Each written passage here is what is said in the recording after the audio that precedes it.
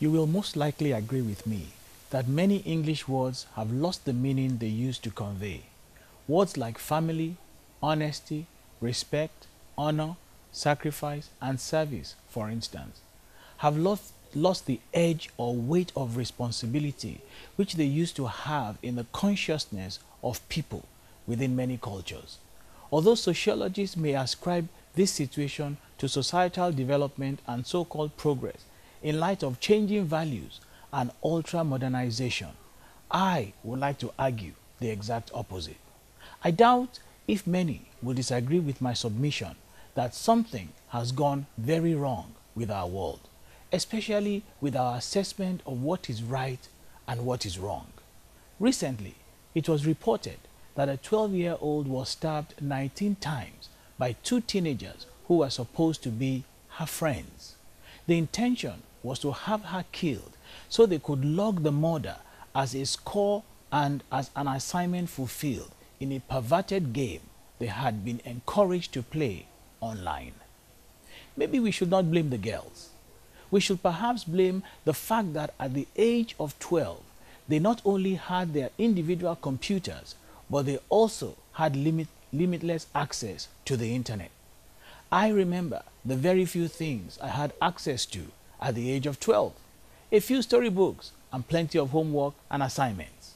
Also recently, a university student bought himself 3 handguns and caused mayhem by shooting randomly at women. He intentionally killed women because, according to him, women have never paid him enough attention as a man. Again, maybe we should blame this crazy action on the fact that he had enough pocket money as a university student not only to afford the guns, but also to own an expensive and high-performance car, which made his mad plans all the more easier to execute. I can still remember what times were like as an undergraduate student in my own days. You are lucky if you had enough money to buy a meal ticket, let alone a penknife with which to threaten anybody. Times have changed, and so have we. Sadly, not always for good. Man has become more intellectually able, but also more relationally bankrupt, more physically prosperous, but more emotionally retarded.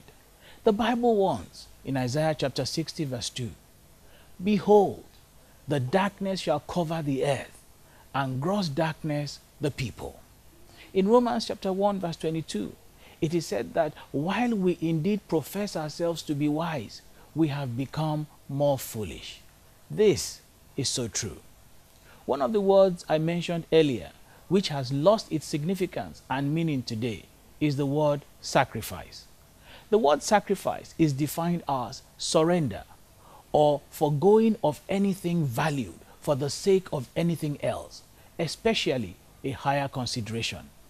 Sacrifice is not necessarily a religious word, even though it carries a heavy religious connotation. For example, sacrifice can be easily understood as an offering unto a god, or in the case of the Christian faith, Christ's offering of himself on the cross.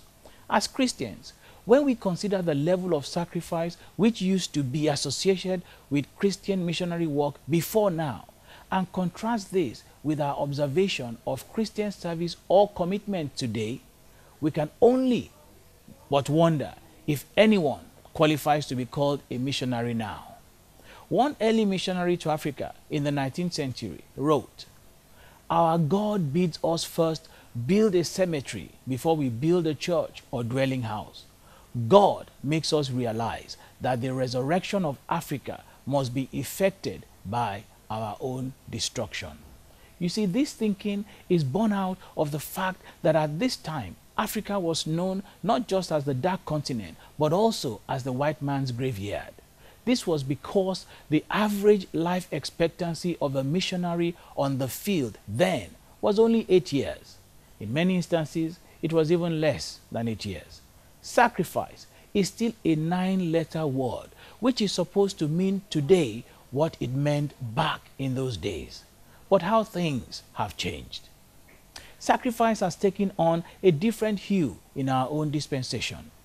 The story is told, for instance, of a Moravian missionary to the West Indies. He realized that he could get no access to the natives whom he desired to reach for Christ because they were kept at work all day, and at night they were too weary and exhausted to listen to his preaching. After every other plan had failed, he thought of how the Bible in Romans chapter 12 verse 1 has urged us to present our bodies as a living sacrifice, and so he decided to make a drastic move. He sold himself as a slave to one of the plantation owners and was driven with the colored men into the fields of work. Here, at odd moments, he had opportunity to talk to the natives, and though he lost his life in a sense, for the gospel's sake, he found it again in the hearts of many who were led to Christ. Talk about winning the lost at all costs and at any price. Dear brother and sister, the downward spiral towards destruction which the world seems headed will not be avoided, neither will it prevent itself without our intervention. The world needs you. God needs you. God's cry then still echoes through the ages. Whom shall I send? Who will go for us? Romans chapter 8 verse 19 enlightens us that the earnest expectation of the Creator waited for the manifestation of the sons of God. Could this be you being awaited? To get this work done will require nothing less than what it has always required: a genuine understanding and demonstration of sacrifice. More is required than the lip service we currently pay to the task of evangelism, or reverse mission to the West, as we like to describe it. The missionaries who answered the call before us, they laid their lives on the altar of sacrifice. Missionary effectiveness in our own time will not demand less. No pain, no gain. What can we make of our conversion experience that leaves us still unconverted? Our born-again experience that leaves us still in an incubator? A response to a missionary challenge that takes us no further than our front door, and not even as far as impacting our next door neighbor? What then does sacrifice mean to you as a person in relation to your Christian walk? What should it mean? Is it not right for us to wonder whether or not these teenagers who have obeyed the voice of evil through online interaction, did they ever hear the gospel? Their parents may have excused them and shielded them from church and Sunday school many times. Yet, they were obviously left vulnerable and fully exposed to demonic influences coming at them powerfully through online sources. Judge for yourselves if the Bible has not said it all. Were we not warned that in the last days perilous times shall come? Do our parenting skills today, which often leave out the admonitions of God, make us wise or fools? What if the university student had had a Christian roommate zealous for the things of God, and he had been shown the love of Christ rather than the love of woman or women that he so desperately craved? Would such a timely and godly intervention not have saved the lives of the many students that were killed and wasted? Who shall I send, and who will go for us? At the age of 16, C.T. Studd was already an expert cricket player, and at 19 was made captain of his team at Eton in England. Soon he became a world-famous sports personality, but the Lord had different plans for him. For while attending Cambridge University, he heard Moody preach and was wonderfully converted. He soon dedicated his life and his inherited wealth to Christ and spent hours speaking and seeking to convert his teammates. Sensing God's leading to a full-time service, he offered himself to Hudson Taylor for missionary work in China. Later, he was forced to go back to England, for his health was failing and his wife was an invalid. But God called him again, this time to the heart of Africa. He was informed that if he went, he would not live long because of challenging health situation that he himself had. His only answer was that he had been looking for a chance to die for Jesus anyway.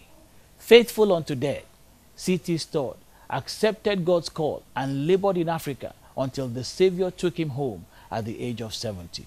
The same word spoken then confronts us still today. Whom shall I send, and who will go for us? Will you embrace the irrevocable commitment of sacrifice and say yes? Will you resolve to start from where you are right now and propose to begin to make a difference in someone else's life for the sake of Christ, no matter what it costs you? I hope you do. My name is Biyi Ajala, and I thank you for listening and for watching and for partnering with me in this task of making ready a people prepared for the Lord. Thank you.